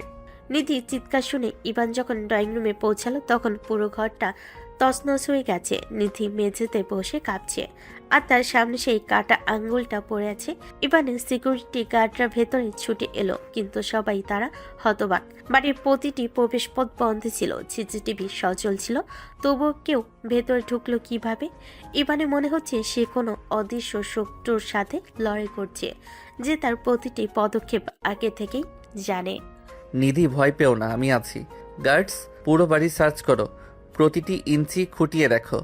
স্যার, আমরা চেক করেছি, কেউ ভেতরে ঢুকেনি। আমাদের মনে হচ্ছে ভেতর থেকে কেউ সব নিয়ন্ত্রণ করছে। পরের দিন ভোরে ইভান নিধিকে কড়া পাহারায় রেখে তার অফিসের IT সেকশনে গেল। সে নিচেই সিসিটিভি ফুটেজগুলো জুম করে দেখা শুরু করলো। জাহিদের হাতে সেই SB ট্যাটুটি সে বারবার দেখলো। হঠাৎ ইভানের মাথায় একটা চিন্তা এলো। এই ট্যাটুটা কি কোনো নামের আদ্যক্ষর নাকি অন্য কিছু? সে সময় তার বন্ধু অনিক তার কেবিনে ঢুকলো। অনিক ইভানের সব বিপদের ছায়ার মতো পাশে ছিল। কি রে ইভান, সারা রাত তো ঘুমাওনি মনে হচ্ছে। নিধি ম্যাম কেমন আছেন? ভালো নেই অনিক, জাহিদ ওকে পাগল করে দিচ্ছে।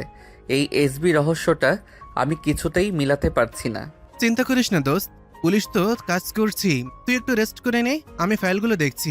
অনিক যখন ফাইলগুলো সরাচ্ছিল তখন তার হাতের স্লিপটা একটু উপরে উঠে গেল। ইভান হঠাৎ খেয়াল করলো অনিকের হাতে কবজিতে ঠিক একরকম একটা ট্যাটু SB। ইভানের বুকটা ধক করে উঠল, তবে সে নিজেকে সামলে নিয়ে স্বাভাবিক থাকলো। ইভান কিছু বলল না, তবে তার মনে সন্দেহের বীজ বুনে গেল। সে বুঝতে পারল জাহিদ একা নয়, বরং ঘরের শত্রু বিভীষণ হয়ে অনেকই তাকে সাহায্য করছে। বিকেলে অনেক যখন কফি আনতে বাইরে গেল, ইভান সুযোগ বুঝে অনেকের ল্যাপটপ চেক করার সিদ্ধান্ত নিল। পাসওয়ার্ড দিতেই খুলে গেল গোপন কিছু ফোল্ডার। সেখানে কানাডার সেই পুরনো ভিডিওর অরিজিনাল ফাইল, জাহিদের সাথে অনেকের একাধিক কল রেকর্ড এবং নিধির বর্তমান বাড়ির ম্যাপ রাখা। এবার একটা অডিও রেকর্ড প্লে করতেই অনেকের কণ্ঠস্বর শুনতে পেল। জাহিদ, নিধিকে ভড়কে দেওয়ার কাজটা ভালোই হয়েছে। ইভান এখন ওর সিকিউরিটি নিয়ে ব্যস্ত। এই সুযোগে তুই নিধির ড্রয়ারে কাটা আঙুলটা রেখে আয়। আমি ভেতর থেকে স্মার্ট লক সিস্টেম হ্যাক করে দরজা খুলে দিয়েছি। ইভানকে মানসিকভাবে পঙ্গু করতে হবে যাতে ও ব্যবসা থেকে সরে দাঁড়ায়। ইভানের চোখের সামনে সব পরিষ্কার হয়ে গেল। 3 বছর আগে জাহিদকে টাকা দিয়ে ভিডিও এডিট করতে বলেছিল এই অনিকই, যাতে ইভানকে সরিয়ে সে নিধিকে পেতে পারে। জাহিদের আস্থানা ও চূড়ান্ত সংঘাত। ইভান বুঝতে পারলো দেরি করলে নিধির বিপদ বাড়বে। সে নিধির লোকেশন ট্র্যাক করলো। GPS দেখাচ্ছে নিধি তার নিজের বাড়িতে নেই। তাকে অপহরণ করে শহরের বাইরের একটি পরিত্যক্ত গোডাউনে নিয়ে যাওয়া হচ্ছে। ইভান একাই সেখানে পৌঁছালো। ভেতরে ঢুকতেই দেখলো নিধিকে একটি চেয়ারে বেঁধে রাখা হয়েছে আর সামনে জাহিদ ও অনিক দাঁড়িয়ে আছে। অনিকের হাতে একটি ছোট্ট রিমোট কন্ট্রোল। ইভান, তুই বড্ড দেরি করে ফেললি। আমি জানতাম তুই ঠিকই আমাকে সন্দেহ করবি, কিন্তু ততক্ষণে নিধি আমার হয়ে যাবে। ইভান অনিকের দিকে পিস্তল তাক করে। অনিক, তুই আমার বন্ধু হয়ে এই কাজ করলি? 3 বছর আগে জাহিদকে তুই ভিডিওটা পাঠিয়েছিলি? হ্যাঁ, কারণ আমি নিধিকেই পছন্দ করতাম। কিন্তু নিধি তোকে ভালোবাসতো। তোকে সরাতে পারলে নিধি আমার হতো। জাহিদ তো স্রেফ আমার হাতের পুতুল। এই রিমোটটা দেখেছিস? এটা টিপলেই নিধির চেয়ারে রাখা শকেপ সচল হবে। তুই গান নামে ইভান। ইভান দৌড়টানায় পড়ে গেল। সে গানটা নিচে নামিয়ে রাখলো। অনেক এগিয়ে এসে ইভানকে লাথি মারল। ইভান মেঝেতে পড়ে গেল। অনিক, তুই নিধিকে ছেড়ে দে। প্রপার্টি পেপারে সই করবি? আমি সই করতে রাজি। পেপার তো সই করবি, কিন্তু তার আগে তোকে শেষ হতে দেখতে চাই।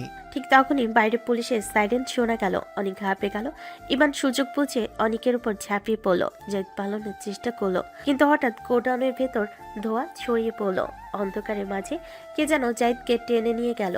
পুলিশ ভেতরে ঢুকে দেখলো অনেক মেঝেতে কাতরাচ্ছে, কিন্তু জাহিদ নিখোঁজ। নিধিকে উদ্ধার করা হলো। ইভানের নজর পড়ল মেঝেতে পড়ে থাকা একটি নতুন চিরকুট, যেখানে লেখা, খেলা বদল হয়েছে ইভান। অনেক তো ছোট শিকার ছিল, আসল খেলা এখন শুরু হবে। অনেক ধরা পড়ল আসল মাস্টারমাইন্ডকে। জাহিদকে অন্ধকারেকে ছিনিয়ে নিয়ে গেল। আর এসবি ট্যাটুর অন্য কোনো মানে কি এখনো বাকি আছে? ইভান নীতিকে জড়িয়ে ধরল ঠিকই, কিন্তু তার মনের কোণে অচেনা এক সংখ্যা উকি দিচ্ছে। রহস্য এখানে শেষ, নাকি আরো কোনো ঝড়ের পূর্বাভাস? গডনের সেই বিভীষিকাময় রাত্রি শেষ হলো অনেক পুলিশের হেফাজতে। আর জাহিদকেও পুলিশে ধাওয়া করে শহরের সীমান্ত থেকে গ্রেপ্তার করেছে। দীর্ঘ 3 বছরের একটি সূক্ষ্ম ষড়যন্ত্রের জাল আজ ছিন্ন ভিন্ন। পুলিশ ঝামেলা চুকিয়ে ইভান নিধিকে নিয়ে নিরাপদ স্থানে ফিরে এলো। সকালের নরম আলো যখন পৃথিবীর বুকে আশ্রে পড়ছে, তখন ইভান আর নিধি একটি নির্জন পার্কের বেঞ্চে বসে পড়ল। চারপাশে পাখি ডাকছে, কিন্তু দুজনের মাঝে এক অদ্ভুত নীরবতা। নিধি এক দৃষ্টিতে নিচের দিকে তাকিয়েছিল। তার চোখের জল গাল বেয়ে গড়িয়ে পড়ছে। হঠাৎ সে ইভানের হাত দুটো জড়িয়ে ধরল। ইভান, আমাকে কি তুমি কোনোদিন ক্ষমা করতে পারবে? আজ যা যা হলো, এর সব কিছুর মূলে যে আমি ছিলাম। 3 বছর আগে যদি আমি জাহিদের কথায় কান্না দিতাম, তবে অনেক কোনো দিন সাহস পেত না এমন কিছু করার। আমার এক মুহূর্তের অবিশ্বাসের কারণে তোমার 3টে বছর নরক হয়ে গিয়েছিল। নিধি, এসব কেন বলছো? অতীত তো অতীতই। না ইভান, বলতে দাও। আমি নিজেকে খুব ছোট মনে করছি। আমি তোমার শিক্ষক ছিলাম, অথচ আমি সবচাইতে বড় ভুলটা করেছি। তোমার ক্যারিয়ার, তোমার মানসিক শান্তি সব আমি নষ্ট করেছি। আজ অনেকের মতো বন্ধুও তোমার শত্রু হয়ে গেল শুধু আমার জন্য। আমার মতো অপয়া মেয়ে তোমার জীবনে না এলেই হয়তো ভালো হতো। ইভান নীতির চিবুক ধরে আলতো করে তার মুখটা উপরে তুলল। নীতির চোখ তখন অপরাধের সমুদ্র। ইভান হাসলো, তবে সেই হাসিতে কোনো তাচ্ছিল্য ছিল না, ছিল একরাশ প্রশান্তি। নিধি, ভালোবাসা মানে শুধু হাসাহাসি করা নয়, একে অপরের ভুলগুলো শুধরে নেওয়াও। 3 বছর আগে তুমি ভুল করেছিলে, আর সেই ভুলের মাসুল আমরা দুজনেই দিয়েছি। অনেক যা করেছে তা ওর লোভের ফল, তোমার দোষ নয়। তুমি যদি আজ ক্ষমা চাও, তবে আমাকেও ক্ষমা চাইতে হবে। তুমি কেন ক্ষমা চাইবে? কারণ গত কয়েকদিন আমি তোমাকে ম্যাম ডেকে কাজের চাপ দিয়ে আর আরিয়াকে নিয়ে মিথ্যা বলে অনেক কষ্ট দিয়েছি। আমি চেয়েছিলাম তুমিও একটু পড়ো, যাতে আমার কষ্টটা বুঝতে পারো। কিন্তু আজ বুঝতে পারছি তোমাকে কষ্ট দিয়ে আমি নিজেও শান্তিতে ছিলাম না। নিধি, সব ভুলে যাও, আমরা আবার নতুন করে শুরু করব। ইভান নিধির কপালে একটি দীর্ঘ চুমু খেলো। নিধি ইভানের বুকে মাথা রেখে নিশ্চিন্তে একটা দীর্ঘশ্বাস ফেলল। 3 বছরের দীর্ঘ মরু যাত্রার পর আজ তারা যেন বৃষ্টির দেখা পেল। বেলা বাড়ার সাথে সাথে ইভানের মনে এক অদ্ভুত শান্তি বিরাজ করতে লাগলো। তার ঠিক হলো আপাতত কয়েকদিন নিজেদের একটু সময় দেওয়া দরকার। না ইভান, আমি আজ বাড়ি ফিরতে চাই। বাবাকে সবটা জানানো দরকার। উনি নিশ্চয়ই খুব দুশ্চিন্তা করছেন। হ্যাঁ নিধি, এটাই ঠিক হবে। আমি তোমাকে বাড়িতে ড্রপ করে দিচ্ছি, তবে মনে রেখো এবার কিন্তু আর পালিয়ে যাওয়ার সুযোগ নেই। আগামী সপ্তাহেই আমি আম্মুকে নিয়ে তোমাদের বাসায় আসছি। এবার আর পালানোর শক্তি নেই ইভান। এবার শুধু তোমার রাগী বউ হয়ে থাকার অপেক্ষা। এবার নিধিকে তার বাড়ির গেটে নামিয়ে দিয়ে নিজের বাড়ির দিকে রওনা দিল। গাড়ির আয়নায় সে দেখলো নিধি গেটের সামনে দাঁড়িয়ে হাত নাড়ছে। ইভান বাড়িতে ঢুকে দেখলো আরিয়া ড্রয়িং রুমে খেলছে। ইভানকে দেখেই আরিয়া দৌড়ে এলো। পাপা, তুমি এসেছো? তুমি এতক্ষণ কোথায় ছিলে? তোমার জন্য মাম্মা খুঁজতে গিয়েছিলাম। ইভান তার মা সামিরা বেগমের দিকে তাকালো। সামিরা বেগম সব শুনে ইভানকে জড়িয়ে ধরলেন। সব ভুল বোঝাবুঝি, সব শত্রুতা আর রহস্যের অবসান ঘটিয়ে আজ ইভানের ঘর আবার হাসিতে ভরে উঠল। 3 বছর আগে সেই ছাত্র আর ম্যামের অসমাপ্ত গল্পটি আজ একটি পূর্ণাঙ্গ রূপ পাওয়ার পথে। গত রাতের সব ঝড়ঝাপটা শেষে আজ শহরটা একটু যেন বেশি শান্ত। ইভান আজ অনেক দিন পর খুব ফ্রেশ মনে অফিসে এসেছে। পরনে নেভি ব্লু স্যুট, চোখে মুখে এক উজ্জ্বল দীপ্তি। অফিসের স্টাফরা সবাই খেয়াল করছে তাদের সেই রাগী বস আজ সবার সাথে হেসেই কথা বলছে। কিন্তু ইভানের মন পড়ে আছে দরজার দিকে। সে জানে আজ ঠিক 11টায় একজন বিশেষ কনসালটেন্ট এই কেবিনে প্রবেশ করবে। ঘড়িতে কাটাই 11টা। ইভানের কেবিনে দরজা মৃদু টোকা পড়ল। ইভান গম্ভীর হওয়ার ভান করে ল্যাপটপে চোখ রাখলো। আসতে পারি মিস্টার ইভান? Come in. দেরি কেন? আপনার সময় জ্ঞান কি 3 বছরে আরও কমে গেছে? নিধি ভেতরে ঢুকলো। আজ সে হালকা গোলাপি রঙের একটি জর্জেট শাড়ি পরেছে, কপালে ছোট্ট একটা কালো টিপ। তাকে দেখে মনে হচ্ছে না এর গতকাল এত বড় ট্র্যামার মধ্যে দিয়ে গেছে। নিধি ইভানের সামনে গিয়ে ফাইলটা টেবিলের উপর রাখলো। জ্যাম ছিল ইভান, আর তাছাড়া আমি তো এখন আপনার অফিসের এমপ্লয়ি নই, আমি ক্লায়েন্ট, একটু দেরি তো হতেই পারে। ইভান এবার ল্যাপটপ সরিয়ে নিধির দিকে সরাসরি তাকালো। ক্লায়েন্ট হতে পারেন, কিন্তু আমার হবুও তো বটেই। আর আমার রাজত্বে আমার হুকুমই শেষ কথা। বসুন। নিধি চেয়ারে বসতে যাবে অমনি ইভান এসে কেবিনের দরজাটা লক করে দিল। নিধি একটু হকচকিয়ে গেল। ইভান, দরজা লক করলে কেন? কেউ দেখে ফেলতে পারে, কেউ দেখলে কি ভাববে? কি ভাববে? ভাববে ইভান তার জুনিয়র আমলের সেই রাগী ম্যামের কাছ থেকে বকেয়া পাওনা আদায় করছে। ইভান নিধির চেয়ারে 2 হাতলে নিজের হাত রেখে ঝুঁকে দাঁড়ালো। নিধি পেছনে হেলান দিয়ে বসে ইভানের চোখের দিকে তাকিয়ে রইল। ইভানের চোখের মনিতে আজ কোনো ঘৃণা নেই, আছে এক সমুদ্র মুগ্ধতা। ম্যাম, আপনি কি জানেন 3 বছর আগে যখন আপনি আমাকে থাপ্পড় মেরেছিলেন তখন আমার গালের চেয়েও বেশি লেগেছিল আমার কলিজায়। আজ সেই গালের ঋণ শোধ করার দিন। ইভান ছাড়ো না, অফিস এটা, কেউ এসে পড়বে। কেউ আসবে না। ইন্টারকমে বলে দিয়েছি যেন 1 ঘন্টার মধ্যে কেউ নক না করে। এখন বলুন ম্যাম, শাস্তি কি দেব? আপনাকে দিয়ে কি 100 বার আই লাভ ইউ লেখাবো? ইভান, তুমি সত্যি খুব দুষ্ট হয়ে গেছো। 3 বছর আগে তো আমার সামনে কথাই বলতে পারতে না। সময় মানুষকে অনেক কিছু শিখিয়ে দেয় ম্যাম। তখন আপনি ছিলেন আমার শিক্ষিকা, আর আজ আপনি আমার হবু জীবন সঙ্গিনী। শিক্ষিকাকে ভয় পেতাম, কিন্তু বউকে তো ভালোবাসা যায়। ইভান নিধির খুব কাছে মুখ নিয়ে গেল। নিধি চোখ বন্ধ করে ফেলল। ইভান নিধির কানে ফিস ফিস করে বলল, আপনার পারফিউমের ঘ্রাণটা এখনো সে আগের মতোই পাগল করা। এই ঘ্রাণটাই আমাকে 3 বছর বেঁচে থাকার শক্তি দিয়েছে। নিধি ইভানের কোটের কলারটা টেনে ধরল। সেও আর নিজেকে সামলে রাখতে পারল না। ইভান, আমি সত্যি খুব ভাগ্যবতী। 3 বছর আগের সে ভুলের পর তুমি আমাকে আবার সুযোগ দেবে আমি ভাবিনি। ইভান নিধির একটা হাত নিজের হাতের মুঠোই নাই। সুযোগ আমি দেইনি নিধি, সুযোগ আমাদের ভালোবাসা কেড়ে নিয়েছে। ইভান টেবিল থেকে একটা ছোট্ট লাল গোলাপ বের করে নিধির চুলের ভাঁজে গুজে দিল। নিধি অবাক হয়ে তাকালো। এটা সকালে আসার পথে কিনেছিলাম, আপনার শাড়ির সাথে দারুণ মানিয়েছে।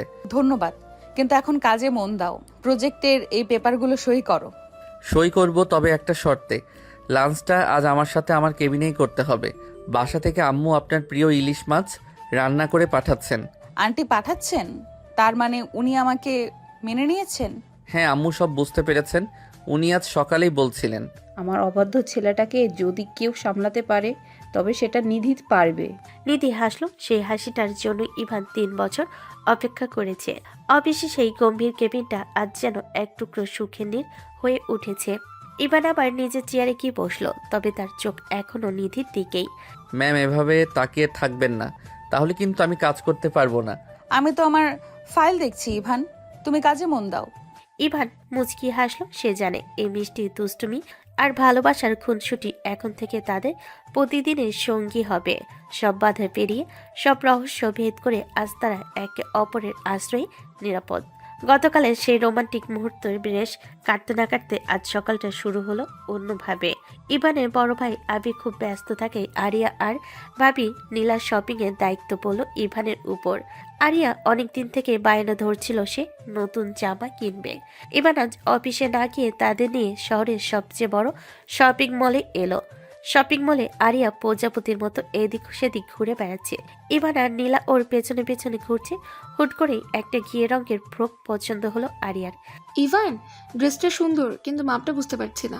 চল ওকে একটু ট্রায়াল দিয়ে দেখি। হ্যাঁ ভাবি, আপনি আরিয়াকে নিয়ে ট্রায়াল রুমে যান, আমি এখানেই আছি।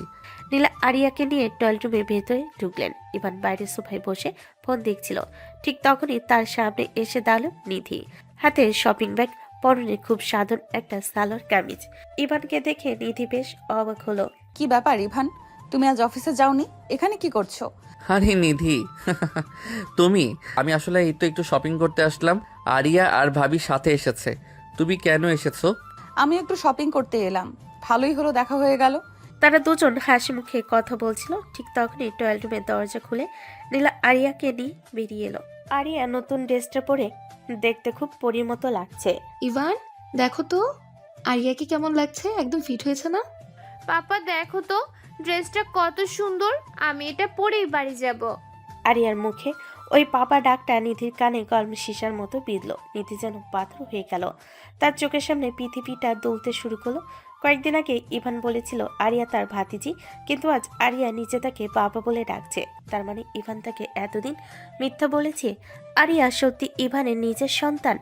নিধি, কি হলো? কিছু বলছো না যে? কিছু না, আমার কাজ শেষ, আমি আসছি। ইভান কিছু বুঝে ওঠার আগে নিধি দূরত্ব পায়ে ভিড়ের মাঝে হারিয়ে গেল। ইভান ভাবলো হয়তো নিধির কোনো তাড়া আছে, তাই সেও আর মাথা ঘামলো না।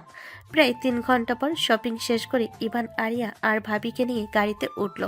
আরিয়া খুব খুশি। সে পিছনে সিটে বসে নীলার সঙ্গে গল্প করছে। গাড়িটা যখন হাইওয়েতে উঠল তখন হঠাৎ ইভানের ফোনটা বেজে উঠল। স্ক্রিনে দেখলো নিধির বাবার নাম্বার। আসসালামু আলাইকুম আঙ্কেল, কেমন আছেন? ইভান, বাবা তুমি কোথায়? তাড়াতাড়ি সিটি হাসপাতালে এসো। নিধি খুব বড় ভুল করে ফেলেছে বাবা। কি হয়েছে আঙ্কেল? নিধির কি হয়েছে? ও ঘরে ঢুকে দরজা বন্ধ করে ঘুমের ঔষধ খেয়ে ফেলেছে। ও এখন আইসিইউতে, ডাক্তাররা কিছু বলতে পারছে না। কথাটি শোনা মাত্রই ইভান চলন্ত গাড়িতে এক বিকট শব্দে হার্ট ব্রেক করলো। আরিয়া নীলা ভয়ে চিৎকার করে উঠল। ইভানের হাত কাঁপছে, সে চোখের সামনে অন্ধকার দেখছে। ইভান, কি হয়েছে? এইভাবে ব্রেক করলে কেন? ভাবি, নিধি হসপিটালে। ও সুইসাইড করার চেষ্টা করেছে। ইভান গাড়িটা ওখানে ঘুরিয়ে নিল। ট্রাফিক আইন ভেঙে ঝড়ের গতিতে সে হাসপাতালের দিকে ছুটল। তার মাথায় শুধু একটা কথাই ঘুরছে, কেন কেন নিধি এমন করলো? সব তো ঠিকই ছিল। হাসপাতালে পৌঁছে ইভান দেখলো নিধির বাবা করিডোরে বসে কাঁদছেন। ইভান দৌড়ে গিয়ে ওনার পাশে বসলো। আঙ্কেল, নিধি এখন কেমন আছে? ও কেন এমন করলো? ও শপিং মল থেকে ফিরে এসে কাঁদতে কাঁদতে নিজের ঘরে ঢুকে গেল। কারোর সাথে কথা বলেনি, শুধু বলেছিল সব কিছুই শেষ, ইভান আমাকে ধোকা দিয়েছে। তারপর আর দরজা খোলেনি। আমরা দরজা ভেঙে দেখি ও অচেতন অবস্থায় পড়ে আছে। ইভান বাবা, তোমরা তো এক হতে চেয়েছিলে, তবে এমন কি হলো? ইভান মাথায় হাত দিয়ে বসে পড়লো। তার মনে পড়লো শপিং মলে সেই দৃশ্য। আরিয়া তাকে পাপা বলে ডেকেছে। নিধি কি তবে ভুল বুঝেছে? নিধি কি ভেবে নিয়েছে আরিয়া সত্যিই তার মেয়ে? ইভানের 2 চোখ বেয়ে জল গড়িয়ে পড়লো। নিধি, তুমি এত বড় ভুল কি করে করলে? আমি তো তোমাকে সব সত্যি বলেছিলাম। আমার একটা কথা শোনার ধৈর্য কি তোমার ছিল না? নিধি কি জমে দুয়ার থেকে ফিরে আসবে? ইভান কি তার ভুল ভাঙাতে পারবে, নাকি এই ভুল বোঝাবুঝি তাদের প্রেমের গল্পে চিরস্থায়ী ট্র্যাজেডি হয়ে থাকবে? হাসপাতালের করিডোর এখন লোকে লোকারণ্য। নিধির অসুস্থতার খবর শুনে ইভানের বাবা, মা এবং বড় ভাই আবিরও চলে এসেছে। সবার চোখে মুখে দুশ্চিন্তার ছাপ। আবির সবিকে এক কোণে নিয়ে গিয়ে ইভান আর নিধিকে শুরু থেকে আজ পর্যন্ত সব সম্পর্কের কথা খুলে বলল। নিধির আত্মহত্যার চেষ্টার কারণটা যে এক বিরাট ভুল বোঝাবুঝি, সেটা বুঝতে কারোর বাকি রইল না। কিছুক্ষণ পর ডাক্তার এসে জানালেন নিধি এখন বিপদমুক্ত, তাকে কেবিনে শিফট করা হয়েছে। ইভান ধীরে পায়ে নিধির কেবিনে ঢুকলো। নিধি বেশ দুর্বল, হাতে স্যালাইন চলছে। ইভানকে দেখে নিধির চোখ দিয়ে আবার জল গড়িয়ে পড়লো, কিন্তু সেই জলে এবার অভিমানের চেয়ে রাগ বেশি। তুই এখানে কেন এসেছিস? আমার সামনে থেকে এক্ষুনি যা, তুই একটা প্রতারক। নিধি, অন্তত কথা তো শোনো। আমি কি করেছি সেটা তো বলবে। কি করনি সেটা বলো। ভালোবাসার মিথ্যা অভিনয় করেছিস আমার সাথে। তোর বউ আছে, মেয়ে আছে, সব জেনেও আমি বোকার মতো তোকে বিশ্বাস করেছিলাম। কিভাবে পারলি আমার সাথে এমনটা করতে? ছি। নিধির কথা শেষ হতে না হতেই কেবিনের দরজার আড়ালে দাঁড়িয়ে থাকা ইভানের পরিবারের সবাই হাসতে হাসতে ভেতরে ঢুকলেন। নিধি অবাক হয়ে সবার দিকে তাকাতে লাগলো। সে ভাবছে সে মরণাপন্ন অবস্থা থেকে ফিরল, আর এরা সবাই হাসছে কেন? আপনারা হাসছেন কেন? কি হয়েছে? ইভানের ভাবি নীলা এগিয়েলেন। তিনি নিধির মাথায় হাত বুলিয়ে দিয়ে মিষ্টি করে হাসলেন। শোনো তাহলে নিধি, তুমি নিশ্চয়ই ওই শপিং মলে আমাকে দেখে ইভানের বউ ভেবেছো, তাই না? আর ওই ছোট্ট আরিয়াকে ইভানের মেয়ে। কিন্তু সত্যিটা হলো আমি ইভানের বড় ভাবি, আর যে মেয়েটা ইভানকে পাপা বলে ডেকেছিল সে আমার মেয়ে, অর্থাৎ ইভানের ভাতিজি। কিন্তু তাহলে ও ইভানকে পাপা বলছিল কেন? ও ও তো ইভানকে জড়িয়ে ধরে পাপাই বলে ডাকছিল। আসলে আরিয়ার জন্মের পরপরই ওর বাবাকে অফিসের কাজে বিদেশের ব্রাঞ্চ সামলাতে চলে যেতে হয়। টানা প্রায় 3 বছর ও ওখানেই ছিল। আর আরিয়া যখন জন্মায় তার কয়েকদিন পরে ইভান কানাডা থেকে দেশে ফিরে আসে। ছোটবেলা থেকে আরিয়া ওর বাবার জায়গায় ইভানকেই দেখে বড় হয়েছে। ইভানই ওকে খাইয়ে দেওয়া, ঘুম পাড়ানো সবই করতো। তাই ও ছোট থেকেই ইভানকে পাপা বলতেই অভ্যস্ত হয়ে গেছে। ওর কাছে পাপা মানে ইভান। সবটা শুনে নিধি যেন বজ্রাহত হলো। নিজের বোকামির জন্য সে কতটা বড় দুর্ঘটনা ঘটিয়ে ফেলেছিল তা ভেবে তার লজ্জা আর আফসোস হতে লাগলো। সে মাথা নিচু করে রইল। তাহলে তোমরা এখন নিজেদের মধ্যে সব মিটমাট করো, আমরা বরং বাইরে গিয়ে তোমাদের বিয়ের প্ল্যানিং করি। আরিয়ার তো একটা মা লাগবে, তাই না? ও তো এমনিতেই ইভানকে পাপা বলে, এবার ও একজন সুন্দর মামাও পেয়ে যাবে। এই চলো চলো সবাই বাইরে চলো, এদের একা থাকতে দাও। সবাই হাসতে হাসতে কেবিন থেকে বেরিয়ে গেলেন। কেবিনে এখন শুধু ইভান আর নিধি। পিনপতন নীরবতা। নিধি এখনো ইভানের দিকে তাকাতে পারছে না। ম্যাম, আপনার রাগ কি কমেছে নাকি এখনো এই ছাত্রকে প্রতারক বলবেন? Ivan, I am sorry. আমি সত্যি খুব বড় ভুল করে ফেলেছি। আমি তোমাকে হারানোর ভয়ে পাগল হয়ে গিয়েছিলাম। ম্যাম, আপনি সিনিয়র হতে পারেন কিন্তু বুদ্ধিতে এখনো সেই ছোটই রয়ে গেছেন। আমার জীবনে তুমি ছাড়া অন্য কেউ আসতে পারে এটা তুমি ভাবলে কিভাবে? ইভান নিধির চোখে জল মুছে দিল। নিধি বুঝতে পারলো ভালোবাসা মানে শুধু অধিকার নয়, ভালোবাসা মানে অন্ধবিশ্বাসও। 3 বছর আগের সেই অবিশ্বাসের দেওয়াল আজ পুরোপুরি ভেঙে চুরমার হয়ে গেল। হাসপাতালে ঠিক হয়ে গেল তাদের বিয়ের তারিখ। সব ঝড়ঝাপটাও, ভুল বোঝাবুঝি আর ষড়যন্ত্রের মেঘ কাটিয়ে অবশেষে আজ আকাশে পূর্ণিমার চাঁদ উঠেছে। আজ থেকে 5 দিন আগে হাসপাতালে সেই বিষাদময় পরিবেশ আজ উৎসবে পরিণত হয়েছে। পুরো বাড়ি আলোকসজ্জায় ঝলমল করছে, আত্মীয় স্বজনের বাড়ি গম গম করছে। তবে আমাদের নজর এখন অন্যদিকে। দর্শক, কি মনে হচ্ছে আমরা এখন কোথায় আছি? হ্যাঁ, আর কোথাও নয়, আমরা এখন ইভান আর নিধির বাসর ঘরে। সাদা গোলাপ আর রজনীগন্ধার সুবাসে পুরো ঘরটা মোমো করছে। নিধি লাল বেনারসি পরে খাটের মাঝখানে মাথা নিচু করে বসে আছে। ঘোমটার আড়ালে তার মুখটা লজ্জায় লাল হয়ে আছে। ইভান ঘরে ঢুকে দরজাটা আলতো করে লাগিয়ে দিল। সে ধীর পায়ে খাটের কাছে এসে নিধির সামনে দাঁড়ালো। কি ব্যাপার ম্যাম, আজ দেখি খুব শান্ত হয়ে বসে আছেন। আপনার সেই ক্লাসের রাগী ভাবটা কোথায় গেল? ইভান, একদম দুষ্টুমি করবে না বলছি। আজ অন্তত আমাকে ম্যাম বলে ডাকবে না। ইভান নিধির খুব কাছে বসে নিধির ঘোমটাটা সরিয়ে দিয়ে বলল, ম্যাম বলবো না তো কি বলবো? এখন থেকে তো আপনি আমার পার্মানেন্ট হোম মিনিস্টার। সারা জীবন শাসনের যে দায়িত্বটা আপনি নিয়েছিলেন আজ থেকে সেটা অফিসিয়াল হয়ে গেল। এবার নিধির চিবুক ধরে মুখটা উপরে তুলল। নিধির চোখের পাতায় এখনো সেই লাজুক মায়া। 3 বছরে অপেক্ষা আজ সার্থকতা পেয়েছে। ইভান, বিশ্বাস করো, আমার এখনো স্বপ্ন মনে হচ্ছে। ওই হসপিটালে থাকাকালীন আমি ভেবেছিলাম তোমাকে আমি চিরতরে হারিয়ে ফেলেছি। সেই শপিং মলের ভুলটা। নিধির চোখে জল চিকচিক করে উঠল। ইভান নিধির ঠোঁটে আঙ্গুল দিয়ে থামিয়ে দিয়ে বলল, আজ কোনো চোখের জল নয়, আর কোনো পুরনো স্মৃতিও নয়। আজ শুধু আমাদের নতুন শুরুর রাত। আচ্ছা নিধি, তুমি কি ভেবেছো আরিয়াকে নিয়ে আমাদের লাইফটা কেমন হবে? আরিয়া তো আমাদের এখনই ছাড়তে চায় না। ও তো আবদার করছে আজ আমাদের সাথেই ঘুমাবে।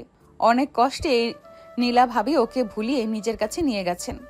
ইভান নিধির কোমর জড়িয়ে ধরে নিজের দিকে টেনে নেয়। যাক, ভাবিকে একটা ধন্যবাদ দেওয়া দরকার। আজ অন্তত কোনো পাপা ডাক আমাদের ডিস্টার্ব করবে না। আজ শুধু ইভান আর তার ম্যামের সময়। ওরে বাবা, আমার জুনিয়র ছাত্র তো দেখে অনেক রোমান্টিক হয়ে গেছে। কানাডা থেকে দেশে এসে এইসবই শিখেছো বুঝি? শুধু রোমান্স নয় ম্যাম, আরও অনেক কিছু শিখেছি। যেমন বউ যদি বেশি রাগ করে তাকে কিভাবে কাবু করতে হয় দেখাবো নাকি ট্রায়াল দিয়ে? ইভান, ছাড়ো, কি করছো এটা? ইভান নিধির খুব কাছে গিয়ে তার কানের কাছে ফিস ফিস করে বলল, ভালোবাসি নিধি। 3 বছর আগের সেই ছাত্রটিও তোমাকে ভালোবাসতো, আর আজকের এই ইভানও শুধু তোমাকেই চাই। নিধি আর নিজেকে ধরে রাখতে পারল না। সে ইভানকে শক্ত করে জড়িয়ে ধরল। ইভান নিধির ঠোঁটে ঠোঁট ডুবিয়ে দিল। নিধি ইভানের মাথার পেছনে চুলগুলো খামচে ধরে। সব অভিমান, সব দূরত্ব আজ নিমিষেই বিলীন হয়ে গেল। বাসঘরের মোমবাতির আলোয় দুজনের ছায়া এক হয়ে মিশে গেল। রাত বাড়ে, চাঁদের আলো আরো উজ্জ্বল হয়। ইভান আর নিধির এই অসমাপ্ত প্রেমের গল্পটি আজ এক পূর্ণাঙ্গ কাব্যে পরিণত হলো। যে ম্যাম একদিন শাসন করে ক্লাস থেকে বের করে দিয়েছিলেন, আজ সেই ম্যামই ভালোবেসে ইভানের হৃদয়ে চিরস্থায়ী আসন পেতে নিলেন। ভালোবাসা থাকলে দূরত্ব থাকলেও কাছে আসা যায়, আর বিশ্বাস থাকলে সব পার সমান ভুলও টপকানো যায়। ইভান আর নিধির জীবন এখন থেকে হাসি কান্না আর দুষ্টামির মধ্য দিয়ে এভাবেই কাটবে। তো দর্শক, আজকের গল্পটির থেকে এখানেই বিদায় নিচ্ছি, আর অপেক্ষা করুন পরবর্তী ভালোবাসার গল্পের জন্য। সেই পর্যন্ত ভালো থাকবেন এবং লাইক কমেন্ট শেয়ার করে আমাদের সাথেই থাকবেন। আর নতুনরা কিন্তু সাবস্ক্রাইব করতে ভুলবেন না। আল্লাহ হাফেজ।